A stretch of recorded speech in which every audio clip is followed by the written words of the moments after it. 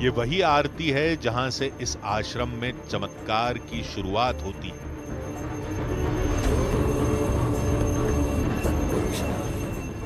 यानी वो घड़ी जब नामुमकिन मुमकिन हो जाएगा। उसके बाद आरती को उनके आराध्य भोले शंकर के पास लाया गया।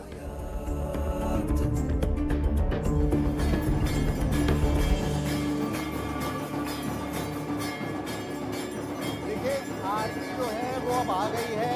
नीचे जहाँ पर बाबा की प्रतिमा थी वहाँ पर आरती हो रही थी और वहाँ से अब ऊपर यहाँ पर आरती लेकर आ गए हैं। ये वो आरती है जिससे लकवे का इलाज होता है। हजारों लोग इसी इंतजार में बैठे थे, इसी इंतजार में हजारों लोगों की भीड़ खड़ी थी कि कब यह आरती पहुँचेगी और आरती आ गई है और यहाँ पर अब लेकर वो पहुँच गए हैं। आरती को पूजा शुरू कर दी गई है, वो पूजा जिसका लोगों को इंतजार था हमेशा से। आरती यहाँ पर लगी हुई है। हर तरसती निगाह आरती को टकटकी लगाए देख रही थी। ढोल की थाप, मंजीरे की करताल, घंटों की गूंज, शंख का ओंकार और तालियों का शोर। भक्ति, आस्था और उम्मीद का ऐसा संगम कम ही देखने को मिलता है। हम भी माहौल के मोहपाश में बंधते उससे पहले हमने तंद्रा तोड़ी और फिर से रहस्य सुलझाने में जुट गए। क्या ये आरती मरीजों में सुधार ला रही थी? हमने चारों ओर नजर दौड़ाई, लेकिन भीड़ बेशुमार थी।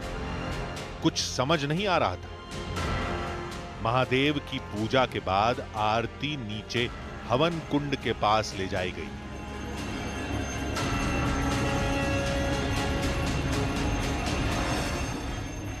ये जो भभूत वाला एरिया है जहां से लोग भभूत लेते हैं परमानेंट, वो वाले एरिया के अंदर पूजा हुई है और अब यहाँ से लोगों के पास ये आरती जाएगी।